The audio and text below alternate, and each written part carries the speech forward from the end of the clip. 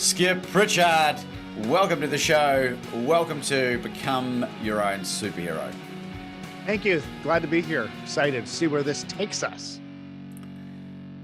Skip, this is very exciting. We have a lot of mutual friends, and I love this go-giver mentality. Big shout out to Bob Berg, Chris Widener, Scott McCain, Patricia Fripp, Captain Charlie Plum, all these amazing speaker roundtable individuals that all speak very highly of you. And in going through some of your history, it really resonated with me in the journey that I'm on. And I really would love to start with the genesis of Skip and how you ended up finding this pathway of self-improvement and development. Great question. And I'll try to answer it succinctly, but take you through the little story of Skip Prichard. I was born in a family whose parents were told that they couldn't have any kids. They ended up having 6. And their intention was to go be missionaries somewhere. They wanted to help, they wanted to serve, they wanted to do good. And when my mom started getting pregnant with these babies, they said, you know what, we can do good anywhere. So let's just do it. Let's open up our house. So they started taking in people. I like to say they were abused, addicted, or abandoned. They were not the normal people, that healthy, just perfect people. They were broken people. And I would learn from them a lot. I would watch my mom counsel them. I would watch the difficulties they'd face. I would see things as a child that most people don't see, like somebody doing lines of Coke in my bedroom. I didn't even know what that was. I started working in a restaurant when I was 12 and worked there for many, many years and saw all varieties of people. And people would come in to our house, many who had been sexually abused, beaten, just all sorts of things, homeless people. And some would stay for a night and some would stay for a month. And we had a few that would stay for years and become part of the family. And I started studying them and watching, why is it that when somebody leaves the house, one of them may succeed, maybe go back to school, maybe get a job, whatever definition of success they had. And it's a huge range, but for some, just to have a stability of a job and get a place of their own would be a momentous achievement. And you'd see that and be so excited. Others would circle back and be stuck. They would get back on drugs. They would fall back into abuse, certain patterns and relationships. And I started wondering, why is that? Why is that? Why would some be hugely successful and others? And found my way just studying success and studying people. And I remember my mom, she was selling cosmetics on the side. Now, she really wasn't selling it. She was actually, it was Mary Kay Cosmetics, and she was in it because she could get the wholesale price. And there were so many girls in the house. So she wanted to, and she came back from this conference with a cassette tape. Maybe some people in the audience knows what a cassette tape is. And it was a speaker. It was Zig Ziglar. And she put him on. She said, I think you're going to like this. And I became addicted to listening to people, to positive thinking, to self-confidence, Norman Vincent Peale, Jim Rohn, on and on and on. And ended up meeting and getting to know many of these great people over time.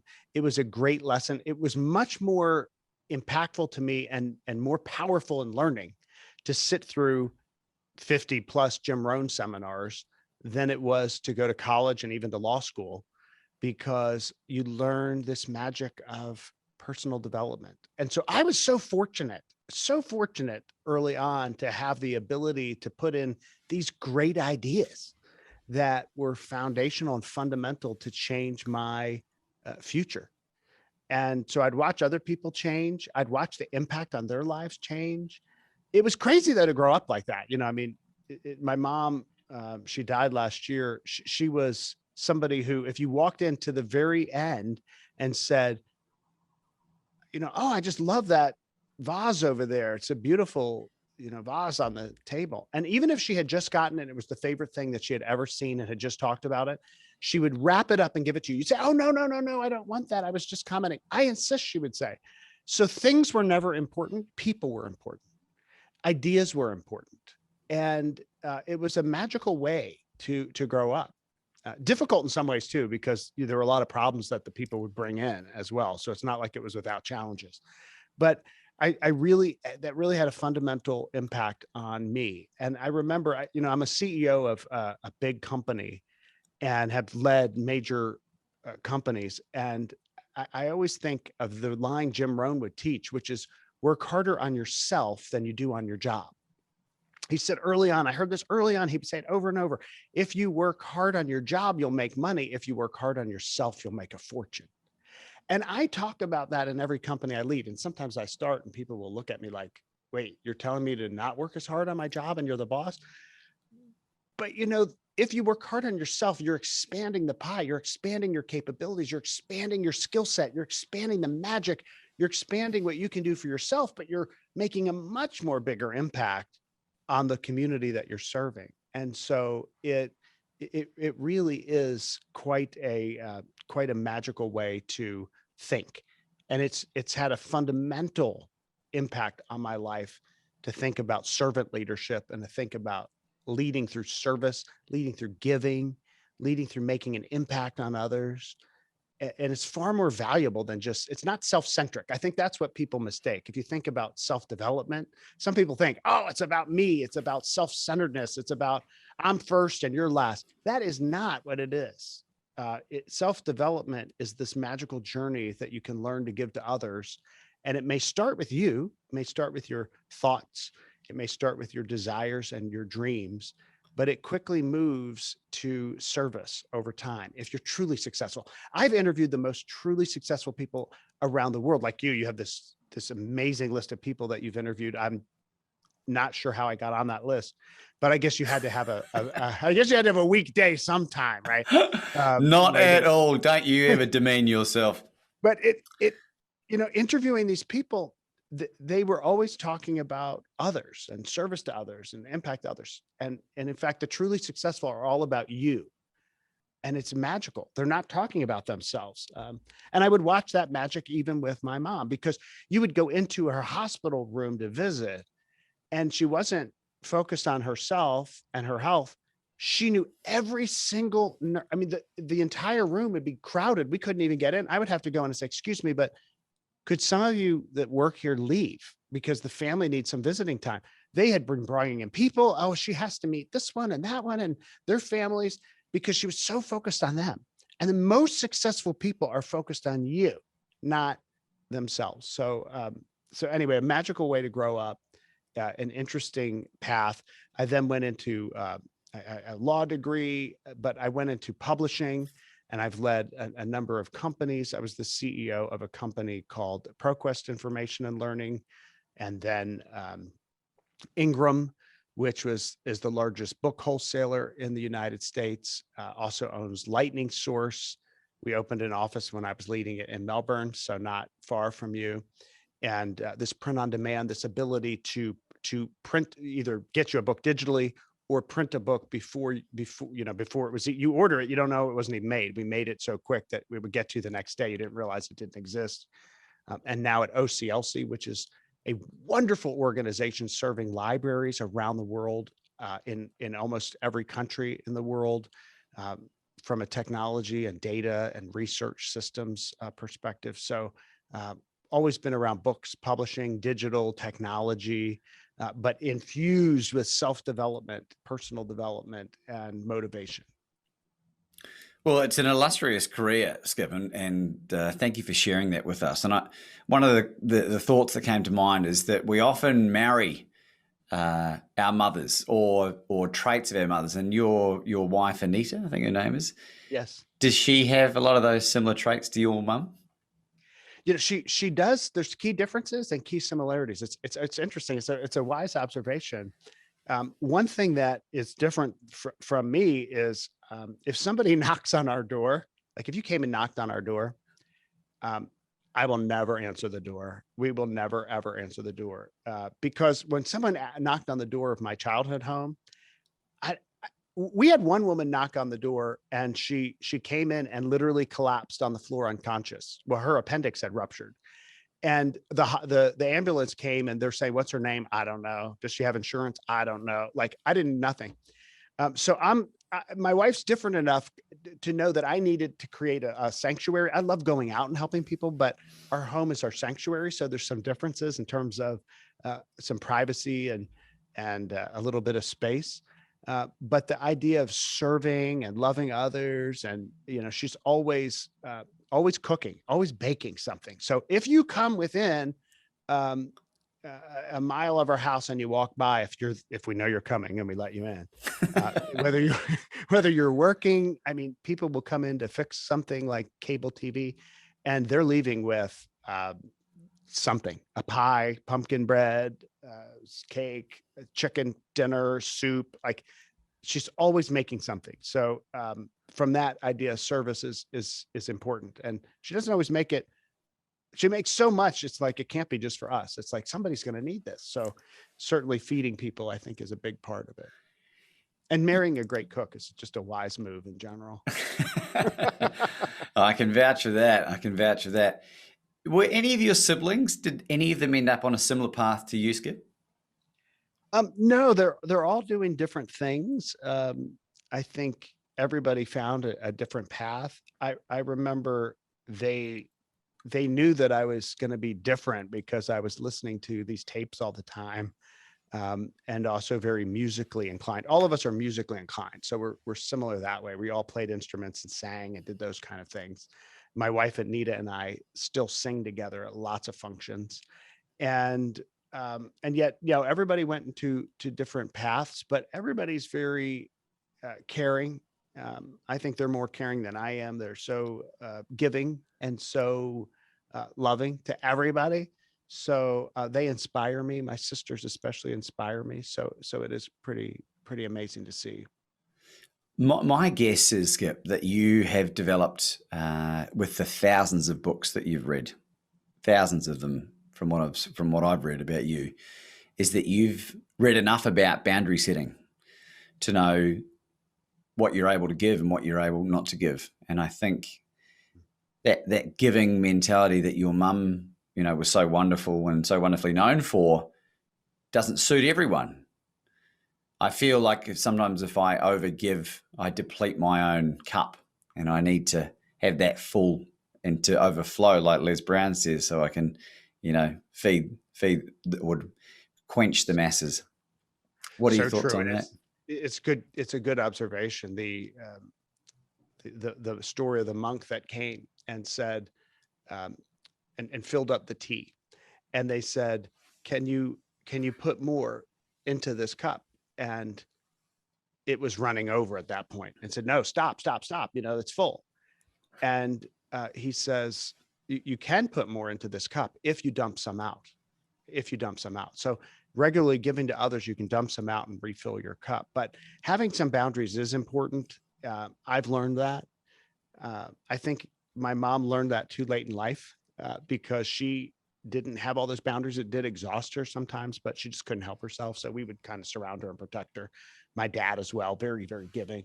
I think that the need for boundaries is important. And those thousands of books, I like to read at least a book a day. I'm a very quick reader, and I'm not much of a sleeper. And my desire for that means I need some quiet time. I love people. I love getting out with people, but I do like to then withdraw and also have that time. So I'm a strong extrovert. I love to be out with people. Being locked up in a pandemic has been very difficult for some of us, but it is great to have those boundaries. And I think it was hard lessons because of what I saw early on. It was not something I was inclined to do, but reading books on boundaries and putting them into reading the book and putting it into place, completely different, right? So it's always easy to listen to it, but if it's your Achilles heel, it's hard to do it. And yet it is very important. Big thing too, like work life. Can you give yourself enough time, especially in an era of technology where you're bombarded by it constantly? How do you make sure that you quiet your mind from that so that you can be filled with something else? It is a challenge for all of us. Well, last week I had the the absolute thrill of having Dr. Robert Glover on the show, who wrote the book No More Mr. Nice Guy, which was a book that got me out of a very dark hole after a really severe breakup a few years ago, and just his outlook on life and the importance of setting boundaries. It's a book sort of written for men, but they encourage women or the partners of the men to read it to help them understand it. A lot of it relates to a lot of the trauma experienced during childhood, and a lot of these people that you had through your home would have gone through similar experiences, I'm sure. Skip, I want to ask you about something that's really, really close to my heart. You have interviewed some of the most extraordinary people, and I'm well on my way to getting a catalogue that's sort of a glimmer of light in the amazing lightning bolt that is your career so far. Give me some more time.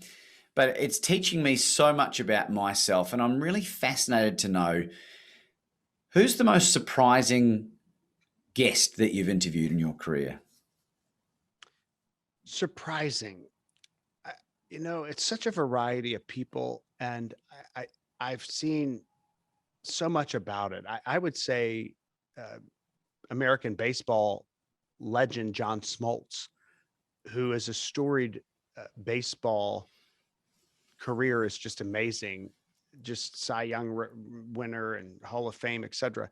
And the only thing he wanted to talk about was failure and his failure. So I was like, well, it's amazing to see somebody that successful focus on failures, but he was so humble and talking about what he can learn from those failures.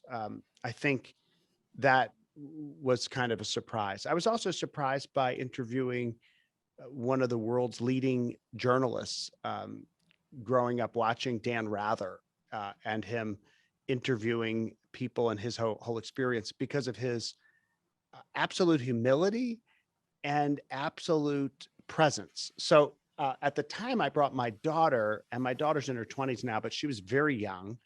And I was interviewing him on stage in New York to talk about his experience interviewing all the presidents, knowing every president, dating back till, practically George Washington, really. It was amazing.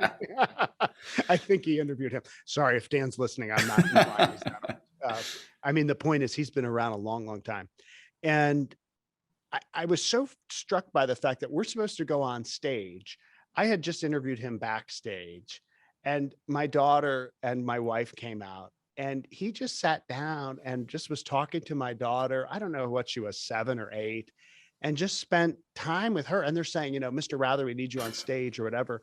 And he wouldn't hear of it. He was just spending time with my daughter, just talking. And she had no idea who he was. And of course, she learned later they were studying the Vietnam War. She's like, that was Dan Rather. They was reporting from Vietnam.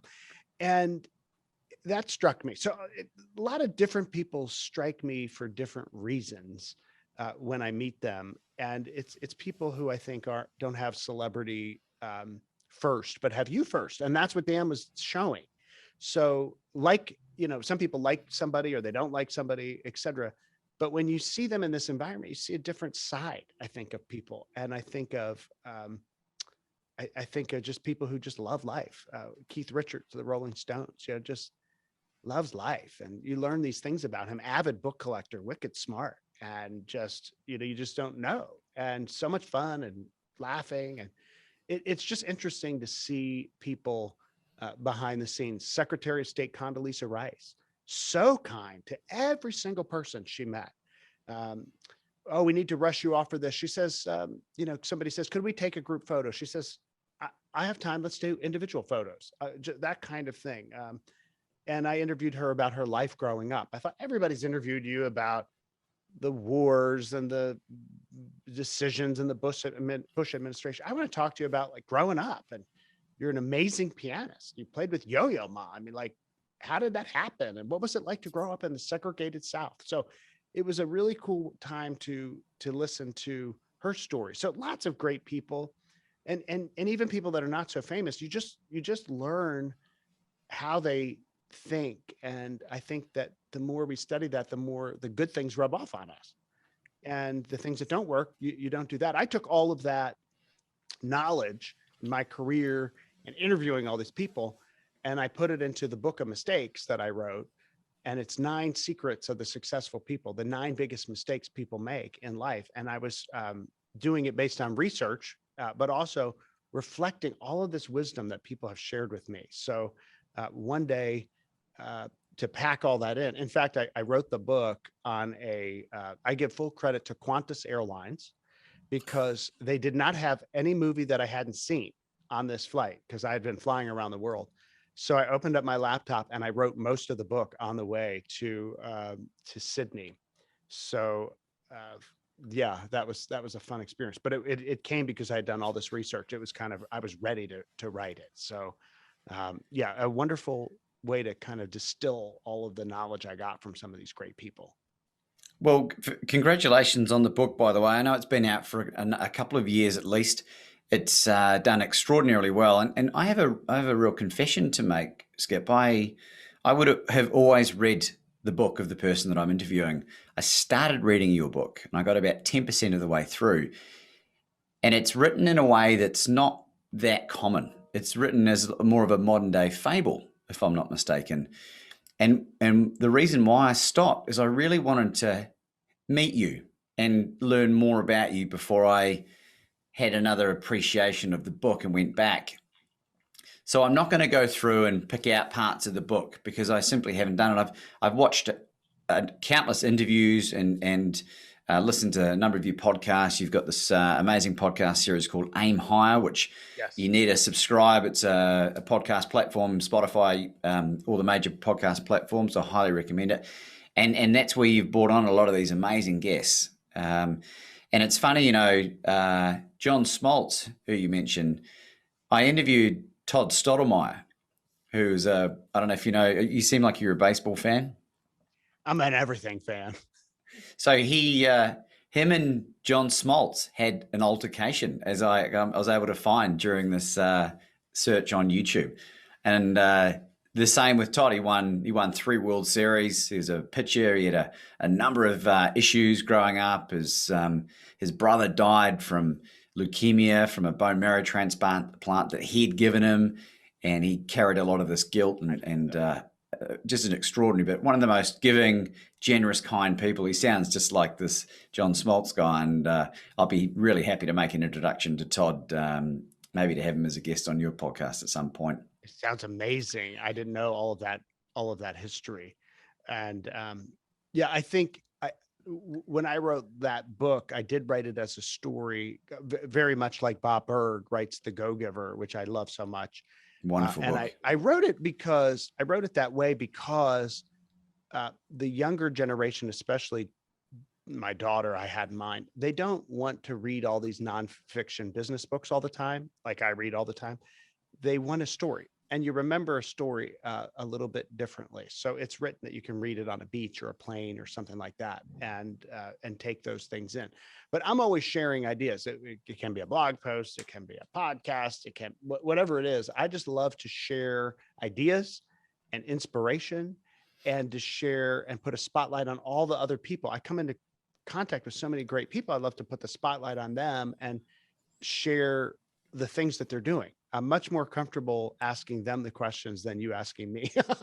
It's easier because I'm always learning. I call myself a student of success and student of leadership because that's the greatest way to just know that you're always learning and taking in information. And I love to find new resources in which to do that. So finding your show has been a great thing when you reached out, because you just take in all these perspectives. You take in a different way of learning, and you never know what story someone's going to come out with. And then all of a sudden you say, wow, and it impacts your life, makes it better, increases your cup.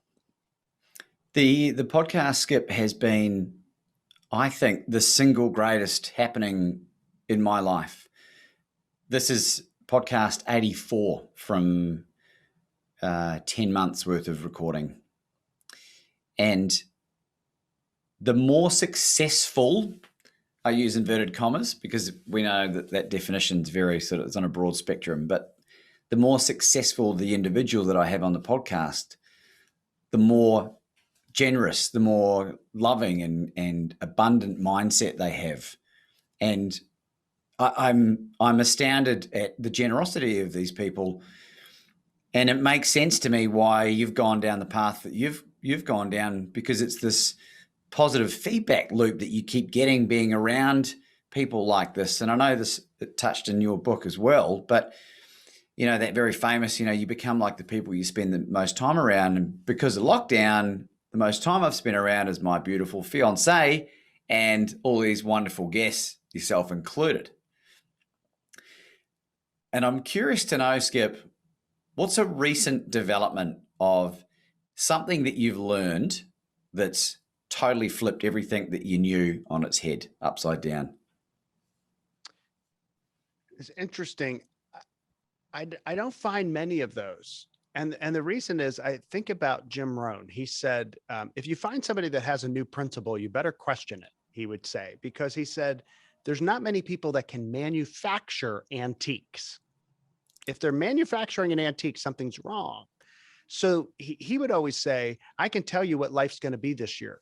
And you'd say, well, how can you do that?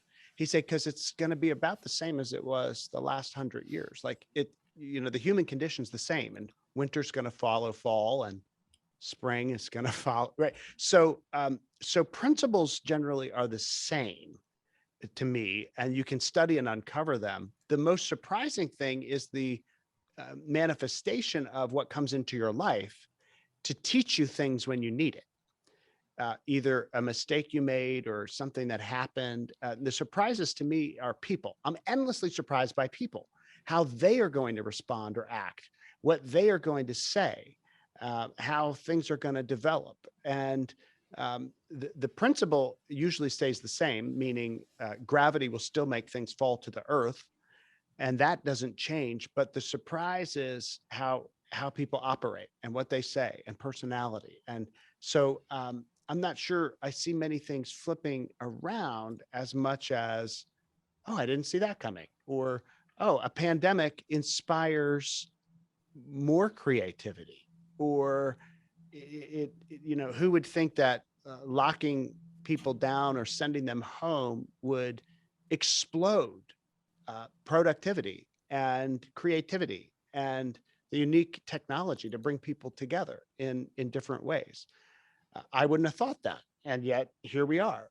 And at the same time, other people are struggling, are seeing it as a depressive period, are really filled with anxiety, et cetera. And it's the human condition, right? Why is it? Again, I studied that as a kid. Why is it that one person reacts thinking my world has ended, I'm stuck here working at home, and the other looks at it and sees it as an enormous opportunity? I don't know the mystery to that, but the principles are the same to me, but the manifestation is different. I guess that's the way I see it. I think I know the answer to that question, Skip. And because I used to be on the other side, where something like a pandemic would have probably terrified me and worried about my future.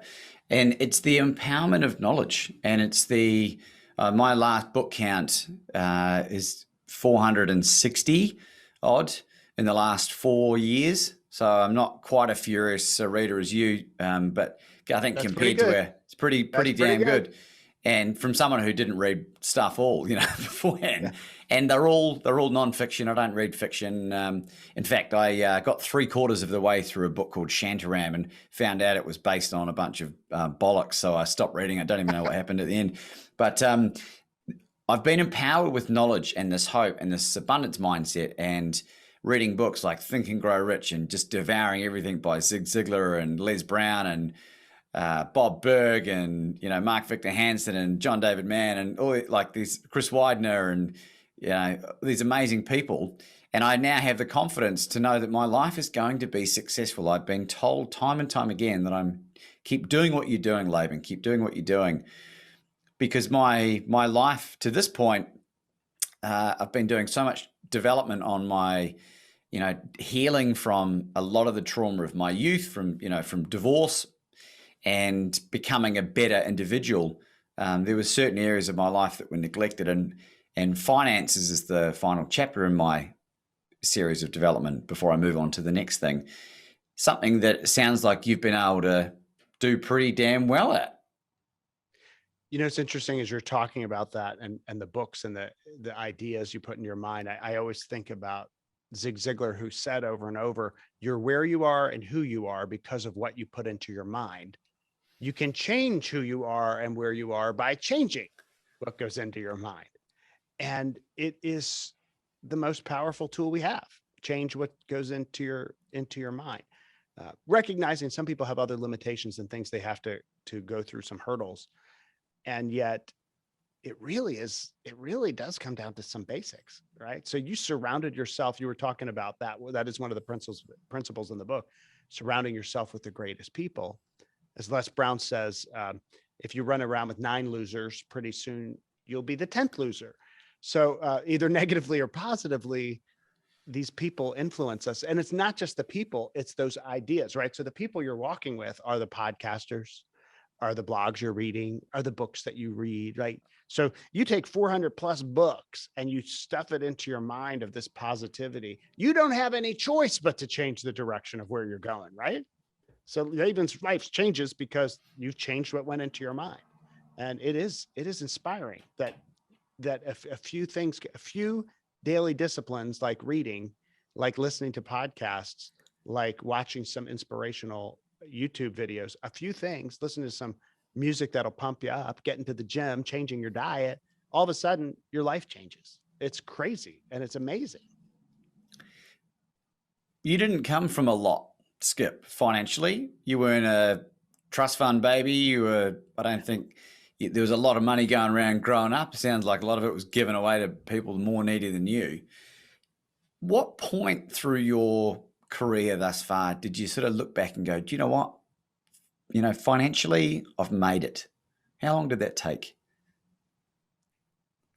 It's a good question. I am blessed and financially secure. I always think about that as important to give to others.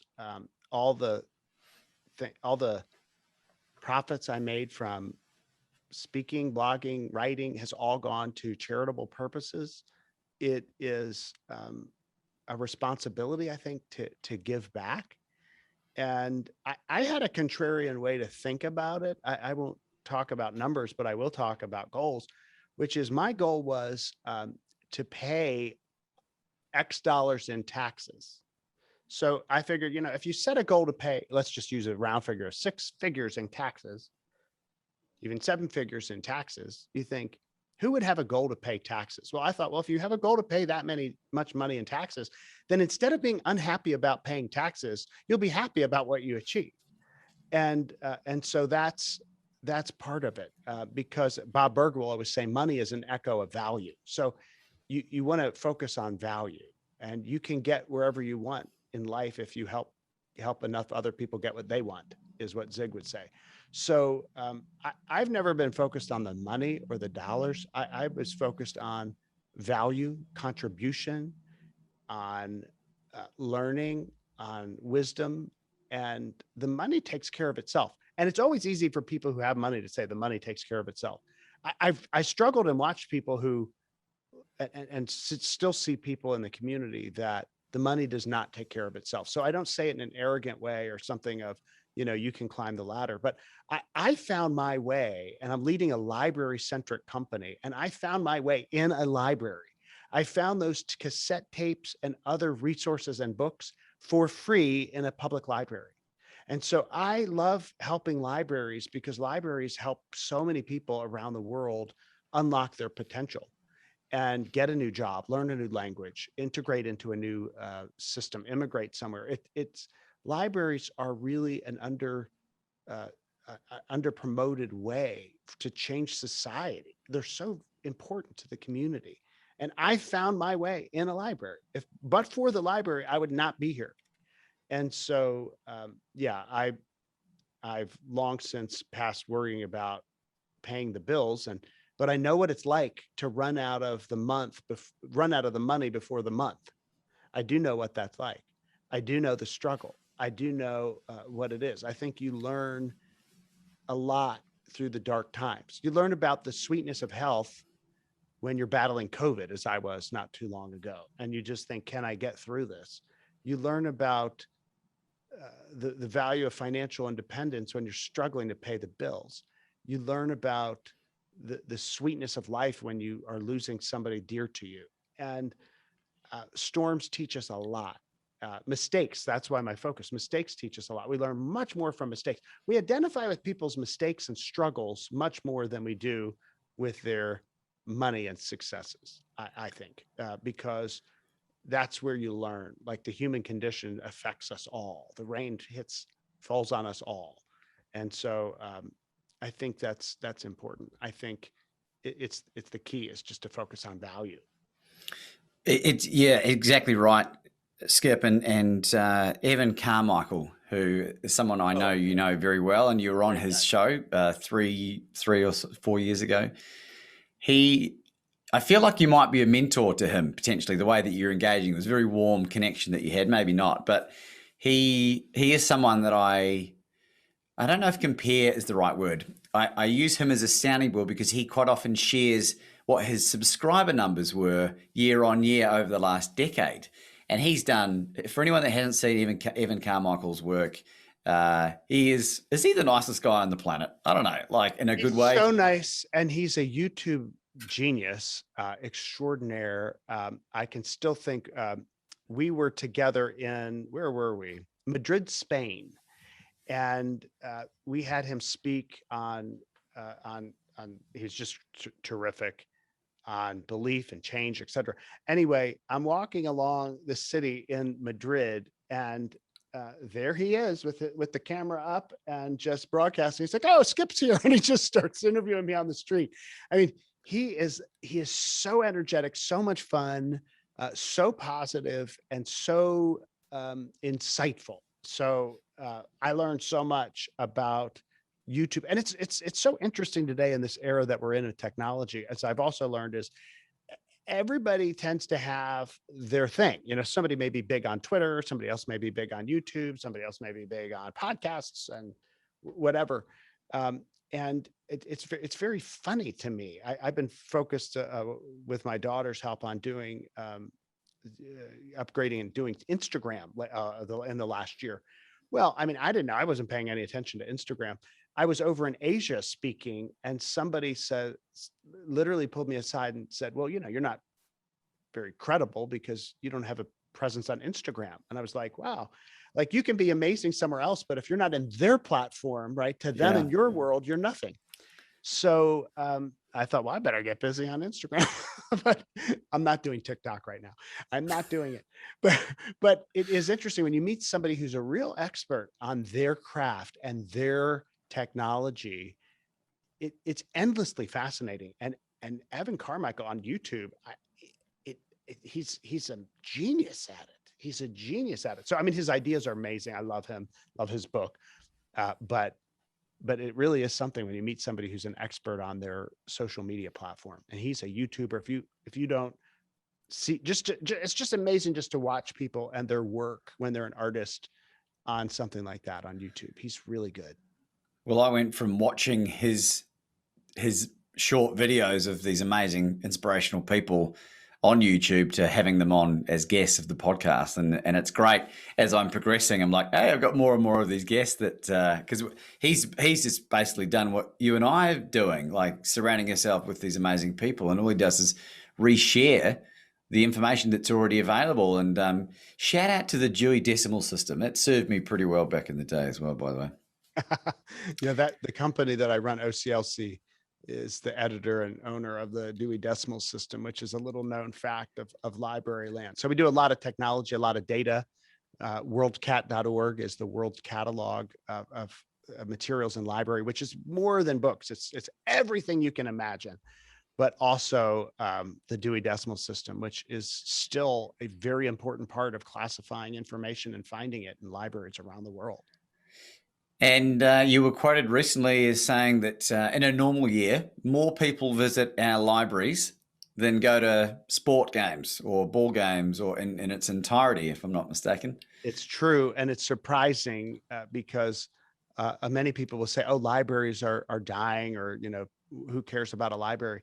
No, not the case. And people also mistake. It's not only do people visit their public libraries and engage, but libraries have changed. You'll find coffee shops in libraries, engagement spaces, You can watch a play, you can have a community meeting, but also there's all sorts of types of libraries. I remember being in Asia and somebody flew over to meet with me who said that they had a medical breakthrough based on being able to access the materials through our systems, and was there to share the research. So you can have medical libraries, law libraries, academic libraries, Eastern Asian studies libraries. I mean, you name it, there's a library for it. Sports libraries, automobile libraries, and you can get, I'm lost in libraries. So before running Ingram, I would be lost in the warehouse and just picking up a book or something and being lost of just, wow, look at this.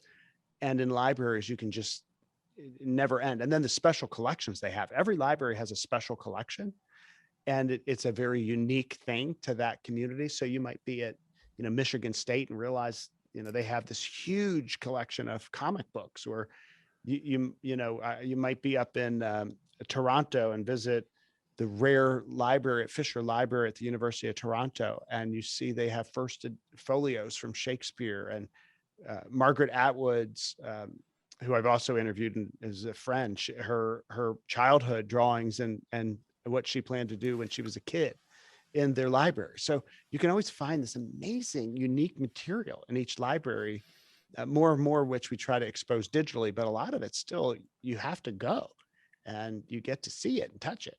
Go to the Rijksmuseum in Amsterdam and go into the depths of their libraries, and it's a whole city underneath of the Rijksmuseum, and you can see the artistic library and the different things that they have collected.